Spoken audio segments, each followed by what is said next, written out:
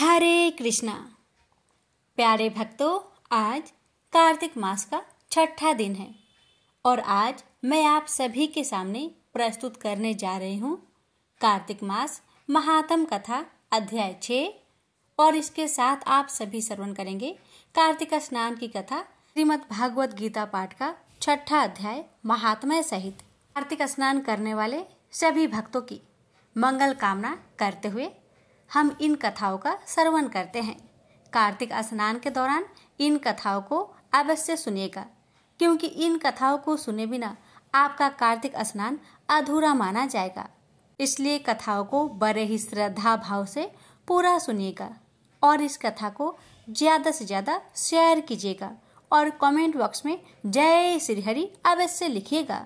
तो आइए पहले श्रवण करते हैं गणेश भगवान की कथा। एक गांव में माँ बेटी रहती थी।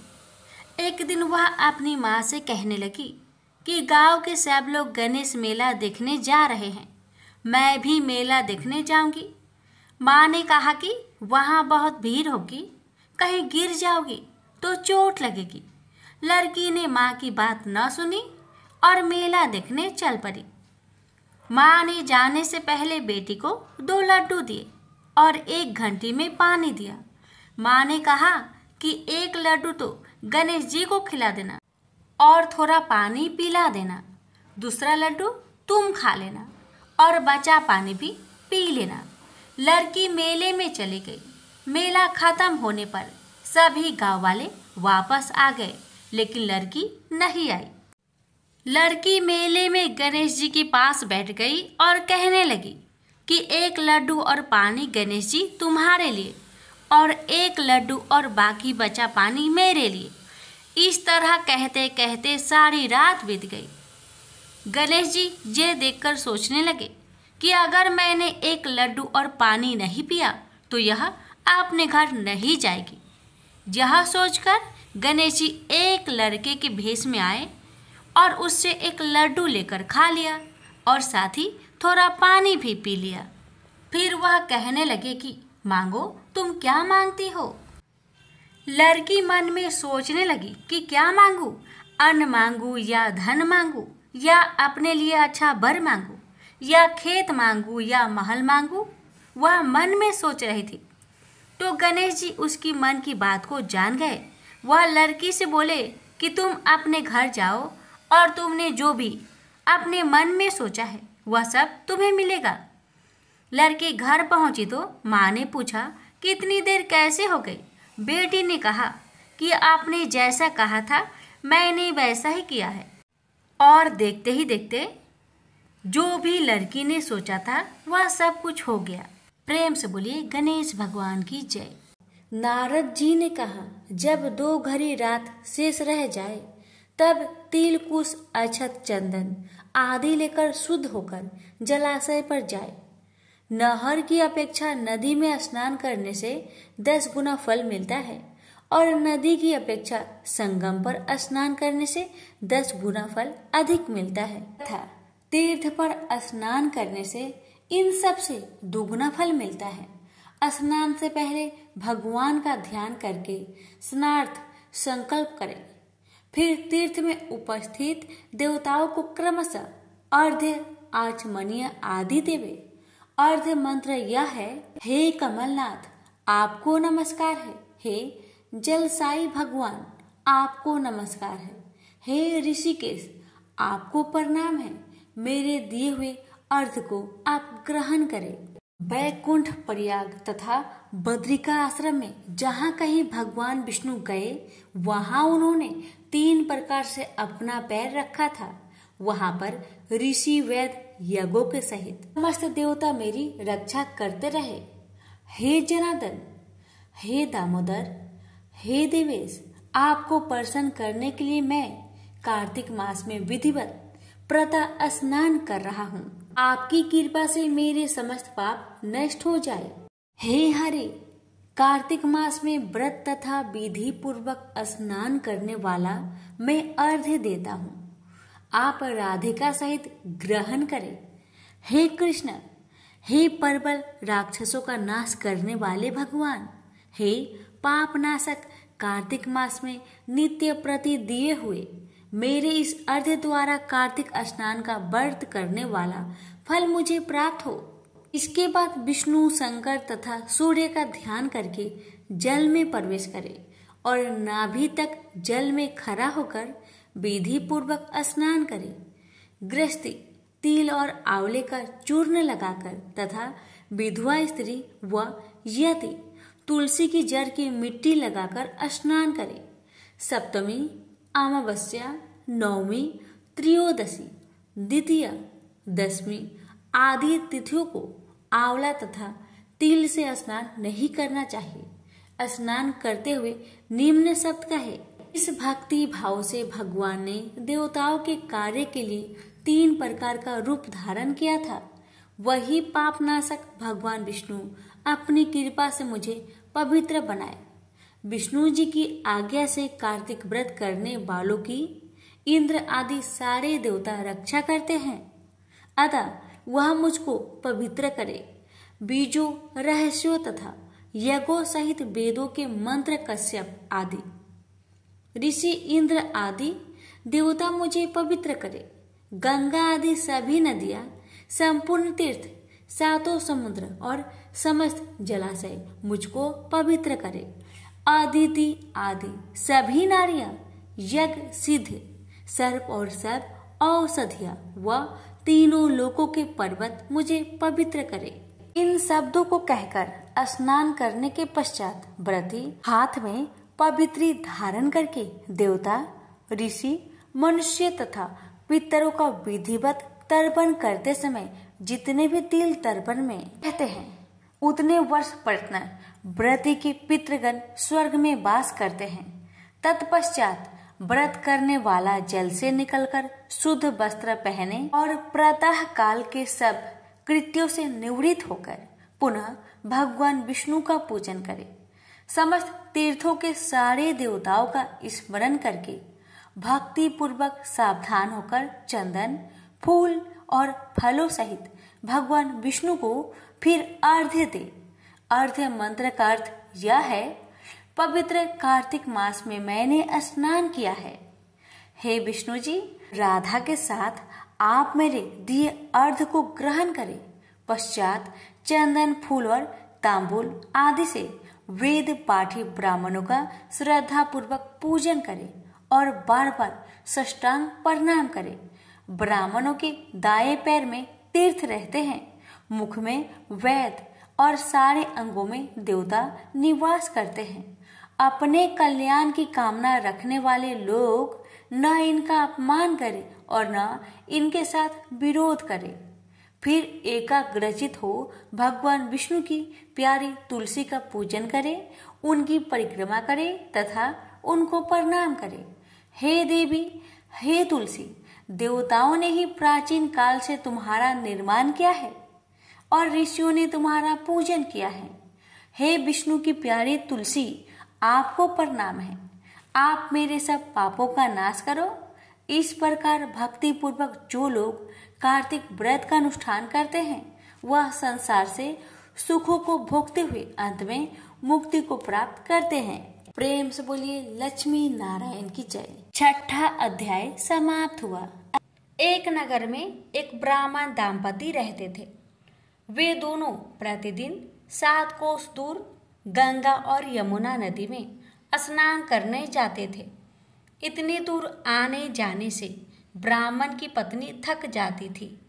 एक दिन उसने अपने पति से कहा कि हमारा एक पुत्र होता तो कितना अच्छा रहता।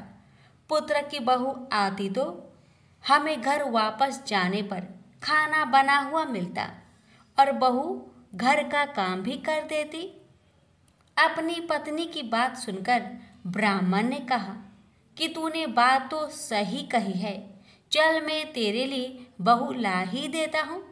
ब्राह्मण ने कहा कि एक पोटली में आटा डालकर कुछ मोहरे रख दे। ब्राह्मण के कहे अनुसार उसने पोटली बांध दे दी। पोटली लेकर ब्राह्मण चला गया। ब्राह्मण सफर के दौरान यमुना के किनारे बहुत ही सुंदर लड़कियां दिखाई दी। वे रेत में घर बनाकर खेल रही थी। उनमें से एक लड़की ने कहा कि मैं अपना घर नहीं बिगाड़ूंगी, मुझे तो रहने के लिए ये घर चाहिए।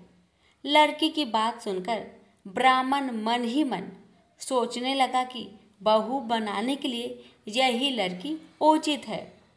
जब वह लड़की जाने लगी तो ब्राह्मण भी उसके पीछे पीछे उसके घर तक चला गया। वहां जाकर ब्राह्मण ने उस लड़की से कहा, बेटी, कार्तिक मास चल रहा है, इसलिए मैं किसी के घर खाना नहीं खाता। मैं अपने साथ आटा लेकर आया हूँ। तुम अपनी माता से पूछो कि क्या वह मेरे लिए आटा छानकर 4 रोटी बना देगी। यदि वह मेरा आटा छानकर रोटी बनाएगी तो ही मैं रोटी खा लूँगा। लड़की ने जाकर अपनी माँ को ये सारी बात बताई। माँ ने कहा, उचित है, जाकर ब्राह्मण देव से कह दो कि वह अपना आटा दे दे, मैं रोटी बना दूंगी। जब वह आटा छानने लगी तो आटे में से मोहरें निकली। वह सोचने लगी कि जिसके आटे में इतनी मोहरें हैं उसके घर में कितनी मोहरें होगी। जब ब्राह्मण खाना खाने बैठा तो लड़की की माँ ने उस ब्राह्मण से पूछा, क्या आपका कोई लड़का है और क्या आप उस लड़के की सगाई करने जा रहे हो। यह सुनकर ब्राह्मण ने कहा कि मेरा लड़का तो काशी में पढ़ने गया हुआ है, लेकिन यदि तुम कहो तो खांड कटोरे से विवाह करके तेरी बेटी को अपने साथ ले जाऊं। लड़की की माँ ने कहा, ठीक है ब्राह्मण देव। इस पर लड़की की माँ ने लड़की की खांड कटोरे से शादी करके ब्राह्मण के साथ भेज दिया। ब्राह्मण ने घर आकर कहा, रामू की माँ, दरवाजा खोल और देख, मैं तेरे लिए बहू लेकर आया हूँ। ब्राह्मण की पत्नी भीतर से ही बोली, हमारे तो कोई बेटा बेटी नहीं है, तो बहू कहाँ से आई। दुनिया ताने मारती थी, अब आप भी मारने लगे। ब्राह्मण ने कहा, तू दरवाज़ा खोल कर तो देख। जब ब्राह्मणी ने दरवाज़ा खोला तो सामने बहू को खड़ी देखा। उसने बहू का स्वागत किया और आदर सत्कार से अंदर ले गई।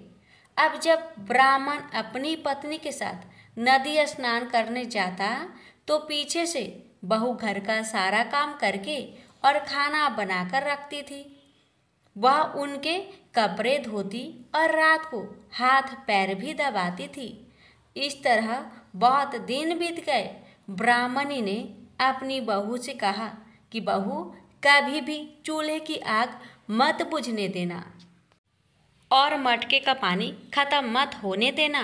परंतु एक दिन चूल्हे की आग बुझ गई। यह देखकर बहू घबरा गई और भागी भागी अपनी पड़ोसन के पास गई और कहा कि मेरे चूल्हे की आग बुझ गई है, मुझे थोड़ी आग चाहिए। मेरे सास ससुर सुबह 5 बजे से गए हुए हैं, वह थके हुए घर आएंगे, इसलिए मुझे उनके लिए खाना बनाना है। यह सुनकर पड़ोसन ने कहा कि तू तो बावली है, तुझे यह दोनों मिलकर पागल बना रहे हैं। इनके कोई पुत्र नहीं है, ये निसंतान है। बहू ने कहा, नहीं, ऐसा मत बोलो, इनका बेटा तो बनारस काशी में पढ़ने गया हुआ है। इस पर पड़ोसन ने कहा कि यह तुझे झूठ बोलकर लाए हैं, मेरी बात सच मान, इनके कोई बेटा नहीं है।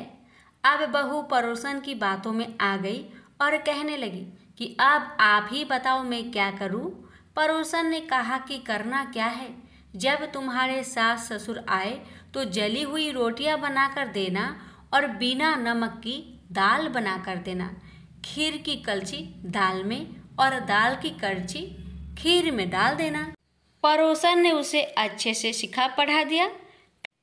फिर जब उसके सास ससुर घर आए तो उसने ना तो उनका आदर सत्कार किया, ना ही उनके कपड़े धोए। जब उसने सास ससुर को खाना दिया तो सास बोली, बहू, आज यह रोटियां जली हुई क्यों हैं और दाल भी अलूनी है।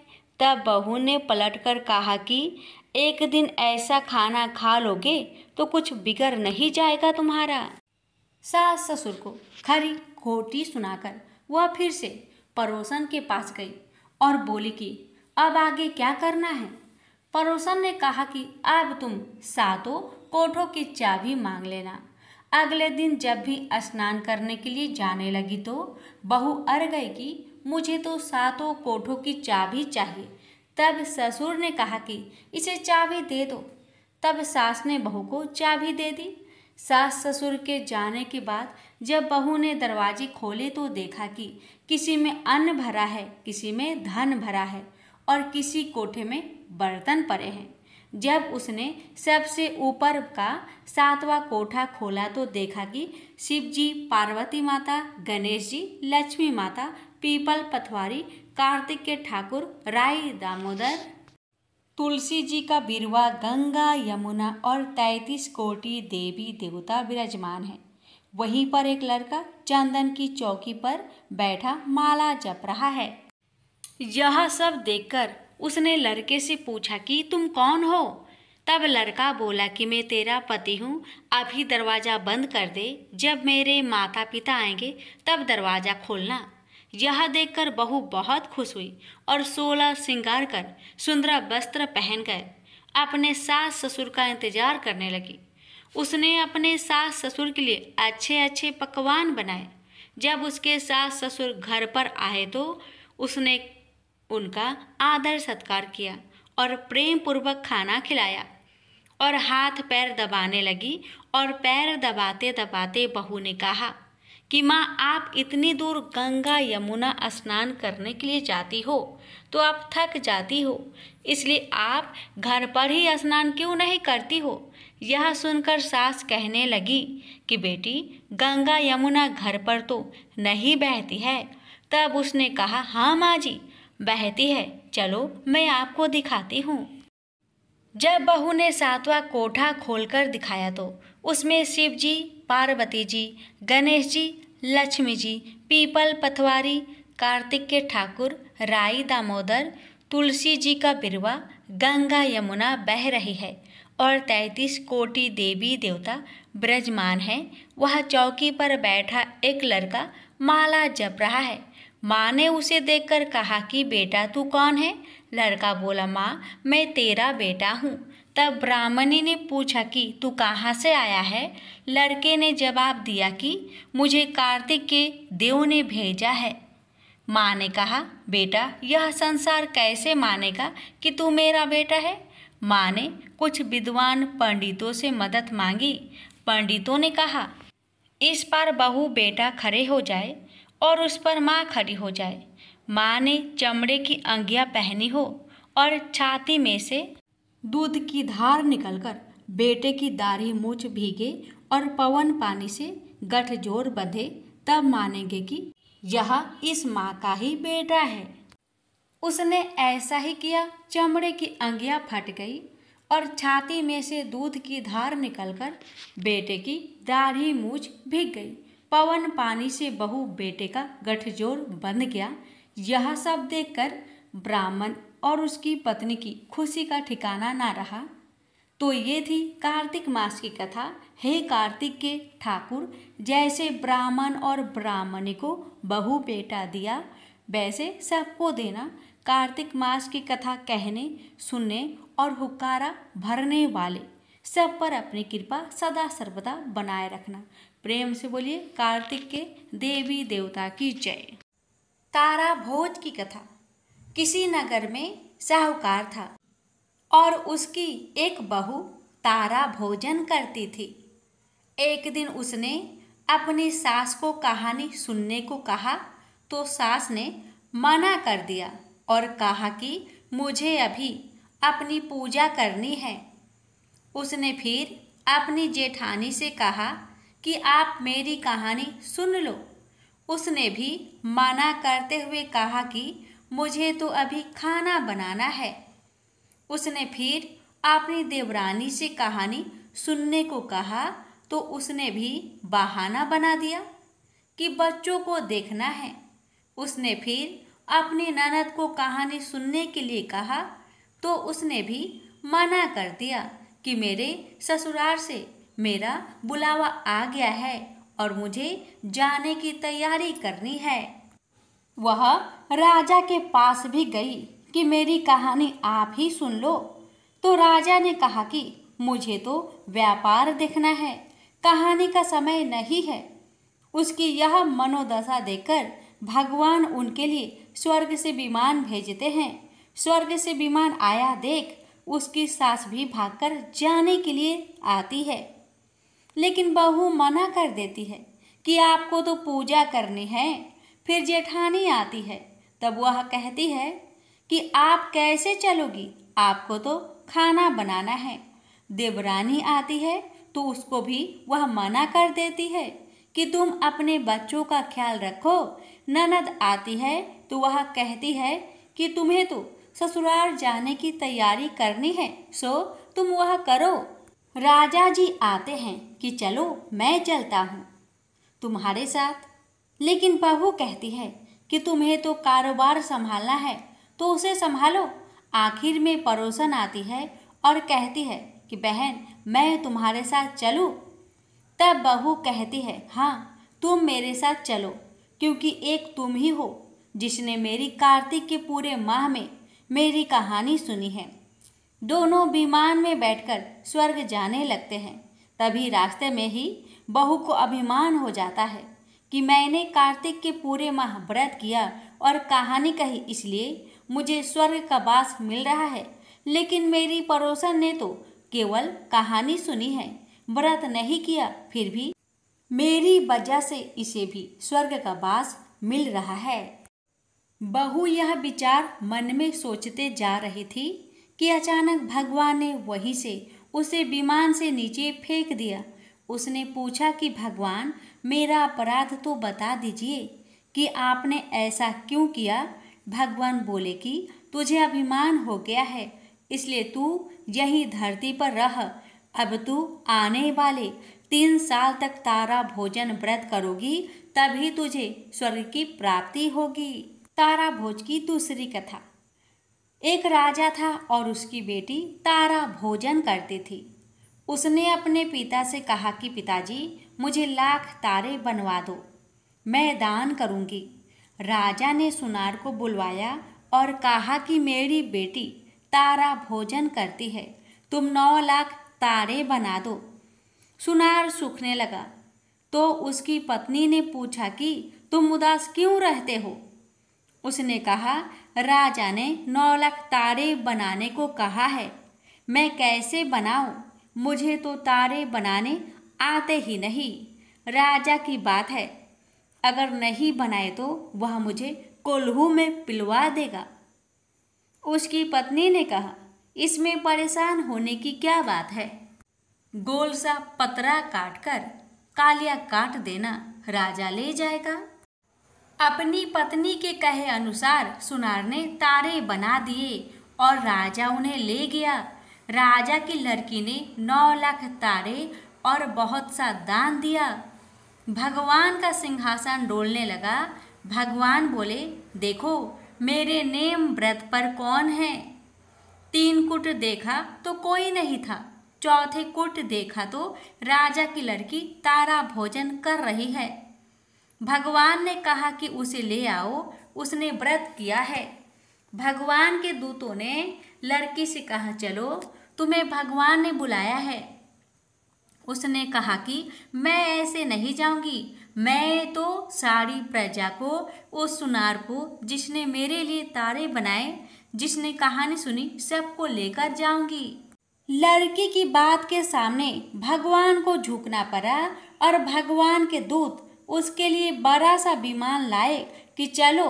वह कहने लगी कि हाँ अब मैं चल पड़ूंगी और सभी को विमान में बैठाकर वह चल पड़े। रास्ते में राजा की बेटी को अपने ऊपर घमंड हो गया कि यदि मैं तारा भोजन व्रत नहीं करती तो सबको स्वर्ग की प्राप्ति नहीं होती। लड़की के ऐसा सोचते ही दूत ने उसे बीच रास्ते में ही नीचे उतार दिया। दूत जब भगवान के पास पहुंचे तो भगवान बोले कि इन सब में तारा भोजन करने वाली लड़की कौन सी है। दूत बोले कि उसे अपने ऊपर घमंड हो गया था, इसलिए हम उसे बीच रास्ते में छोड़ आए। भगवान बोले कि नहीं, उसे वापस लेकर आओ। लड़की ने 7 बार क्षमा याचना की।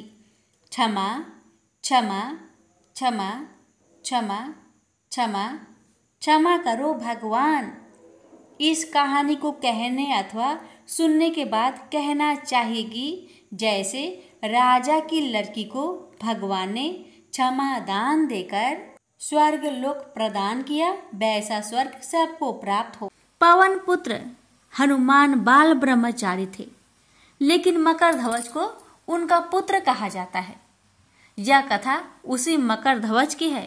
वाल्मीकि रामायण के अनुसार लंका जलाते समय आग की तापिश के कारण हनुमान जी को बहुत पसीना आ रहा था, इसलिए लंका दहन के बाद जब उन्होंने अपनी पूंछ में लगी आग को बुझाने के लिए समुद्र में छलांग लगाई, तो उनके शरीर से पसीने की एक बड़ी सी बूंद समुद्र में गिर पड़ी। उस समय एक बड़ी मछली ने भोजन समझ वह बूंद निगल ली। उसके उदर में जाकर वह बूंद एक शरीर में बदल गई। एक दिन पाताल के असुर राज अहिरावण के सेवकों ने उस मछली को पकड़ लिया। जब वे उसका पेट चीर रहे थे तो उसमें से बानर की आकृति का एक मनुष्य निकला। वे उसे अहिरावण के पास ले गए। अहिरावण ने उसे पातालपुरी का रक्षक नियुक्त कर दिया। यही बानर हनुमान पुत्र मकरध्वज के नाम से प्रसिद्ध हुआ। तब राम और रावण में युद्ध हो रहा था। तब रावण की आज्ञा अनुसार अहिरावण राम लक्ष्मण का अपहरण कर उन्हें पातालपुरी ले गया। उनके अपहरण से वानर सेना भयभीत व शोकाकुल हो गई। लेकिन विभीषण ने यह भेद हनुमान के समक्ष प्रकट कर दिया। तब राम लक्ष्मण की सहायता के लिए हनुमान जी पातालपुरी पहुंचे। जब उन्होंने पाताल के द्वार पर एक बानर को देखा तो वे आश्चर्यचकित हो गए। उन्होंने मकरध्वज से उसका परिचय पूछा। मकरध्वज अपना परिचय देते हुए बोला, मैं हनुमान पुत्र मकरध्वज हूँ और पातालपुरी का द्वारपालक हूँ। मकरध्वज की बात सुनकर हनुमान क्रोधित होकर बोले, यह तुम क्या कह रहे हो दुष्ट? मैं बाल ब्रह्मचारी हूँ, फिर भला तुम मेरे पुत्र कैसे हो सकते हो? हनुमान का परिचय पाते ही मकरध्वज उनके चरणों में गिर गया और उन्हें प्रणाम कर अपनी उत्पत्ति की कथा सुनाई। हनुमान जी ने भी मान लिया कि वह उनका ही पुत्र है, लेकिन यह कहकर कि वे अभी अपने श्री राम और लक्ष्मण को लेने आए हैं। जैसे ही द्वार की ओर बढ़े, वैसे ही मकरध्वज उनका मार्ग रोकते हुए बोला, पिताश्री, यह सत्य है कि मैं आपका पुत्र हूँ, लेकिन अभी मैं अपने स्वामी की सेवा में हूँ, इसलिए आप अंदर नहीं जा सकते। हनुमान ने मकरध्वज को अनेक प्रकार से समझाने का प्रयास किया, किंतु वह द्वार से नहीं हटा। तब दोनों में घोर युद्ध शुरू हो गया। देखते ही देखते हनुमान जी उसे अपनी पूंछ में बांधकर पाताल में प्रवेश कर गए। हनुमान सीधे देवी मंदिर में पहुंचे, जहां अहिरावण राम लक्ष्मण की बलि देने वाला था। हनुमान जी को देखकर चामुंडा देवी पाताल लोक से प्रस्थान कर गई। तब हनुमान जी देवी रूप धारण करके वहां स्थापित हो गए। कुछ देर के बाद अहिरावण वहां आया और पूजा अर्चना करके जैसे ही उसने राम लक्ष्मण की बलि देने के लिए तलवार उठाई, वैसे ही भयंकर गर्जना करते हुए हनुमान जी प्रकट हो गए और उसी तलवार से अहिरावण का वध कर दिया। उन्होंने राम लक्ष्मण को बंधन मुक्त किया। तब श्री राम ने पूछा, हनुमान, तुम्हारी पूंछ में यह कौन बंधा है? बिल्कुल तुम्हारे ही समान लग रहा है, इसे खोल दो। हनुमान ने मकरध्वज का परिचय देकर उसे बंधन मुक्त कर दिया। मकरध्वज ने श्री राम के समक्ष सिर झुका लिया। अब श्री राम ने मकरध्वज का राज्य अभिषेक कर उसे पाताल का राजा घोषित कर दिया और कहा कि भविष्य में वह अपने पिता के समान दूसरों की सेवा करे। यह सुनकर मकरध्वज ने तीनों को प्रणाम किया। तीनों उसे आशीर्वाद देकर वहां से प्रस्थान कर गए। इस प्रकार मकर ध्वज हनुमान का पुत्र कहलाए। तो प्रेम से बोलिए पवन पुत्र हनुमान की जय। श्रीमद् भगवत गीता पाठ 6ठा अध्याय महात्म्य सहित। भगवान जी बोले, हे अर्जुन, जिसको कर्म फल में आसक्त नहीं और फिर भी कर्म को करता है वही सन्यासी और योगी है। और जिसने हवन आदि लौकिक कर्म छोड़ दिए हैं वह कदापि योगी नहीं है। हे अर्जुन, जिसको सन्यास कहते हैं उसी को कर्मयोग जानो, क्योंकि संकल्पों के त्याग किए बिना कोई भी योगी नहीं हो सकता। जो ऋषि मुनि योग प्राप्ति की इच्छा रखते हैं उनके लिए उनका साधन कर्म ही है, और उनके पूर्ण योगी होने पर उनका ज्ञान पूर्ण होने का साधन उनके चित्त का साधन है। जब संपूर्ण वासनाओं को उसने त्याग दिया हो उसी समय वह आत्मा को अवनत होने से रोके, क्योंकि मनुष्य आप ही अपना मित्र और शत्रु है। जिनके विवेक से अपना मन स्वाधीन कर लिया है वह स्वयं ही अपना हितकारी है, और जिसने विवेक का परित्याग किया है वह स्वयं ही अपना शत्रु है। मन को जीतने वाले शांत स्वभाव मनुष्य को आत्मासीत उष्ण सुख दुख मान और अपमान इनके होने पर भी अंततः स्थिर रहती है। जिसने ज्ञान विज्ञान से अपने अंतकरण को तृप्त कर लिया है, जो निर्विकार हो गया है, वही सच्चा योगी कहलाता है। सुहृद मित्रता, शत्रु, उदासीन, देशी, मध्यस्थ, देश करने योग, बंधु वर्ग, साधु और पापी, इन सब में जो समान दृष्टि रखता है वही श्रेष्ठ है। योगी पुरुष को मन और आत्मा को अपने वश में करके वासनाओं तथा समस्त अपरचनों को त्याग कर किसी एकांत स्थान में बैठे निरंतर चित्त को समाधि में लगाना चाहिए। आत्मा शुद्धि के लिए योग करना अति उत्तम है।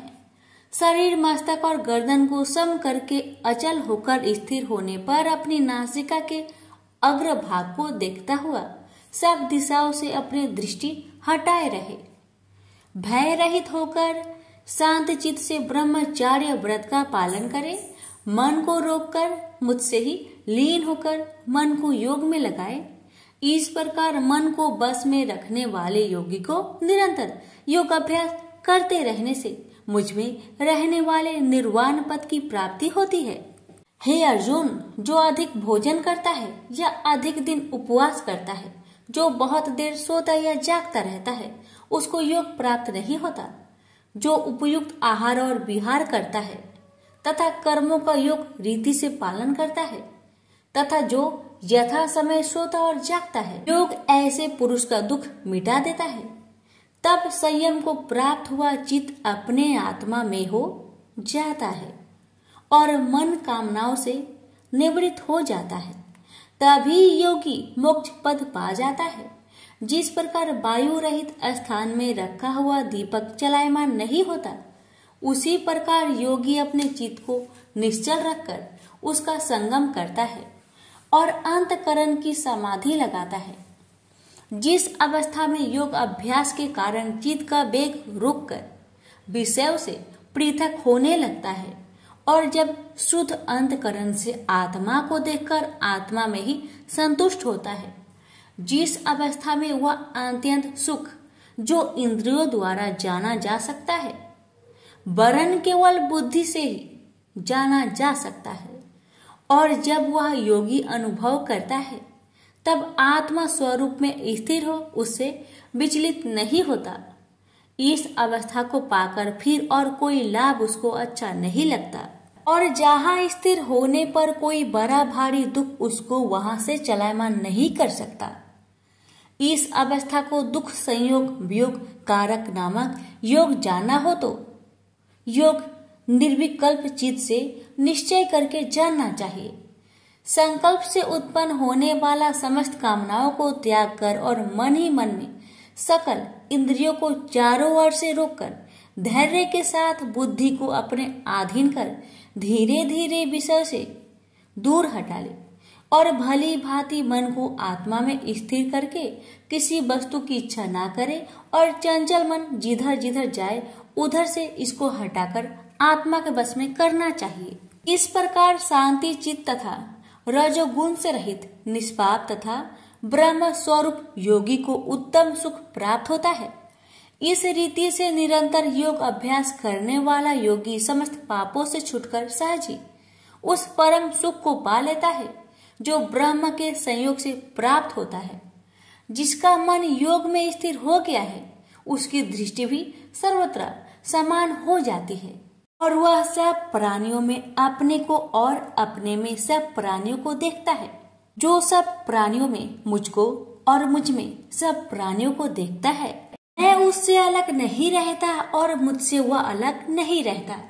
जो अभेद भाव से रहता है, सब प्राणियों में स्थिर हो मेरा मनन करता है, वह योगी चाहे जिस अवस्था में रहे मुझ में मिल जाता है।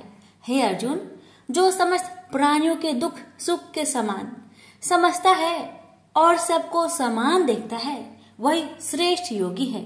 अर्जुन बोले, हे मधुसूदन, आपने जो योग बताया कि सबको अपने ही समान देखे, सो मन के चंचल होने के कारण मैं उसको अपने में दृढ़ स्थिर नहीं देखता हूँ। हे श्री कृष्ण, यह चंचल मन बड़ा ही हठी पराक्रमी और दृढ़ है। इसको अपने अधीन रखना तो मुझे वायु को बांध कर रखने के समान ही प्रतीत होता है। श्री कृष्ण भगवान ने कहा, हे महाबाहो, इसमें संदेह कि मन अति चंचल है और इसे बस में करना बड़ा ही कठिन है। तो भी हे कुंती पुत्र, अभ्यास और वैराग्य से इसे बस में किया जा सकता है। जिसका मन बस में नहीं उसको योग अति दुर्लभ है। अर्जुन ने कहा, हे श्री कृष्ण, जिसमें श्रद्धा तो है पर योग प्राप्त करने में सफल नहीं हुआ है और जिसका चित्त योग से विचलित हो गया है, वह योग सिद्धि न पाने से किस गति को प्राप्त होता है? कृष्ण बोले, हे अर्जुन, उसका यहाँ नाश नहीं होगा पर परलोक में भी नहीं होगा, क्योंकि उत्तम कर्म करने वाले किसी मनुष्य की दुर्गति नहीं होती। वह योग में असफल मनुष्य बहुत दिनों तक पुण्यवानों को प्राप्त होने वाले लोकों में वास करता है और फिर वहां से किसी पवित्र और धनवान मनुष्य के घर में आकर जन्म लेता है। इस प्रकार का जन्म पाना भी इस लोक में बड़ा दुर्लभ है। हे कुंती नंदन, यह योगियों के बस में जन्म लेकर पूर्व जन्म की बुद्धि संस्कार अर्थात आत्मा ज्ञान को पाता है और उससे अधिक सिद्धि के लिए यत्न करता है। पूर्व जन्म में किए योग अभ्यास के बल में अनेक विघ्नों के पड़ने पर भी यह मोक्ष को प्राप्त होता है। योग की केवल इच्छा ही हो तो पुरुष शब्द ब्रह्म के परे जा पहुंचता है। जो बड़े परिश्रम और यत्न से योग अभ्यास करता है वह पापों से छूट मोक्ष को पाता है। बड़े तपस्वियों से योगी श्रेष्ठ है। जो शुद्ध होकर अनेक जन्मों में परिश्रम करके सफल होता है और ज्ञानियों से भी योगी श्रेष्ठ है। इसलिए हे अर्जुन, तुम योगी बनो। केवल मुझ में ही मन लगाकर योग प्राप्ति के लिए जो मेरा भजन करता है उसको समस्त योगियों के मध्य से मैंने अत्यंत श्रेष्ठ माना है। प्रेम से बोलिए श्री कृष्ण भगवान की जय। यहीं पर गीता पाठ अध्याय 6 समाप्त हुआ। आप सुनेंगे छठे पाठ का महात्म्य। भगवान जी बोले, हे लक्ष्मी, आप छठे अध्याय का महात्म्य सुनो। गोदावरी नदी के तट पर एक नगर था। वहाँ जनश्रुति राजा था। वह बड़ा धर्मज्ञ था। एक दिन उस नगर में कई हंस उड़ते उड़ते आकर बैठे। उनमें से एक हंस बैठते ही उतावला हो उड़ गया। तब नगर के पंडितों ने कहा, हे हंस, ऐसा उतावला क्यों उड़ा है? क्या तू राजा जनश्रुति से भी पहले ही स्वर्ग को जाना चाहता है? तब उन पंछियों में से जो सरदार था उसने कहा, इस राजा से भी बढ़कर एक रैक मुनि श्रेष्ठ है। वह बैकुंठ का अधिकारी होगा। बैकुंठ लोक स्वर्ग से भी ऊंचा है। जब यह वार्ता राजा ने सुना तब मन में विचार किया कि मेरे से उसका पुण्य अधिक होगा जिसकी वह हंस स्तुति करते हैं। यह विचार कर कहा चलकर उसके दर्शन करने चाहिए। तब राजा ने सारथी से रथ मंगवाकर उस पर बैठे प्रथम श्री काशी जी में जाकर गंगा स्नान कर ब्राह्मणों को दान दिया और विश्वनाथ शिव जी के दर्शन किए। फिर लोगों से पूछा यहाँ रैक मुनि रहते हैं? लोगों ने कहा नहीं। तब राजा दक्षिण दिशा को गया, वहां भी स्नान ध्यान कर दान दिया और द्वारिका नाथ को भोग परोसा। फिर लोगों से पूछा कि यहाँ कोई रैक मुनि रहते हैं? लोगों ने कहा नहीं। तब राजा पश्चिम दिशा में गया। राजा जहाँ जहाँ तीर्थ पर जाता वहां जाकर स्नान दान दर्शन करे और रैक मुनि को पूछे। फिर राजा उत्तर दिशा में जाकर श्री बद्री नारायण जी को भोग परोसकर रथ आगे बढ़ाया तो रथ चले नहीं। तब राजा ने कहा मैंने समस्त पृथ्वी की परिक्रमा करी परंतु किसी भी स्थान पर मेरा रथ नहीं अटका। यहाँ पर अटका है। इससे प्रतीत होता है कि यहाँ अवश्य ऐसी कोई पुण्य आत्मा रहते हैं जिसके तेज से मेरा रथ नहीं चलता। तब राजा रथ से उतरकर आगे चला तो देखा कि पर्वत की कंदरा में मुनि बैठे हैं जिसके तेज से सूर्य की किरणों के समान प्रकाश हो रहा था। तब राजा ने प्रकाश को देखते ही कहा रैक मुनि होंगे। जब राजा ने दंडवत कर चरण वंदना करी तथा हाथ जोड़कर स्तुति करी तब मुनि ने राजा का आदर किया और कहा हे पृथ्वीनाथ तू चारों धाम के पालनहारा पुण्य आत्मा है। तब राजा ने मुनि से पूछा हे मुनिनाथ आपका तेज ऐसा किसके बल से है? मुनि ने कहा हे राजन मैं नित्य प्रति गीता जी के 6ठे अध्याय का पाठ करता हूँ। इस कंदरा में उसी का प्रकाश है। यह सुनकर राजा ने अपने पुत्र को बुलाकर कहा हे पुत्र आज से तू राज्य कर, मैं तीर्थों को जाता हूँ। इतना कहकर राजा ने राज्य त्याग दिया और रैक मुनि ने श्री गीता जी के 6ठे अध्याय का पाठ आरंभ कर दिया। अब तो वह राजा भी पाठ करने लगा। पाठ के प्रभाव से राजा त्रिलोकदर्शी हो गया। इस प्रकार दोनों को वन में रहते रहते कई वर्ष बीत गए। एक दिन प्राणायाम करके दोनों ने देह त्याग दिया। स्वर्ग से विमान आए, उस पर बैठकर बैकुंठ को गए। प्रेम से बोलिए लक्ष्मी नारायण की जय। हर व्रत के कथा के साथ पढ़ी और सुनी जाने वाली लपसी तपसी की कहानी। एक लपसी था, एक तपसी था। तपसी हमेशा भगवान की तपस्या में लीन रहता था। लपसी रोजाना 1.25 सेर की लपसी बनाकर भगवान का भोग लगाकर जीम लेता था। एक दिन दोनों लड़ने लगे। तपसी बोला मैं रोज भगवान की तपस्या करता हूँ इसलिए मैं बड़ा हूँ। तपसी बोला मैं रोज भगवान को 1.25 सेर लापसी का भोग लगाता हूँ इसलिए मैं बड़ा हूँ। नारद जी वहां से गुजर रहे थे। दोनों को लड़ता देखकर उनसे पूछा कि तुम क्यों लड़ रहे हो? तपसी ने खुद के बड़ा होने का कारण बताया और लपसी ने अपना कारण बताया। नारद जी बोले तुम्हारा फैसला मैं कर दूंगा।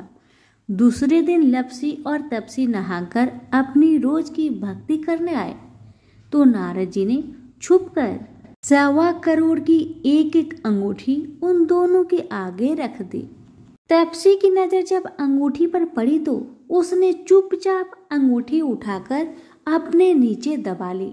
लपसी की नजर अंगूठी पर पड़ी लेकिन उसने ध्यान नहीं दिया। भगवान को भोग लगाकर लपसी खाने लगा।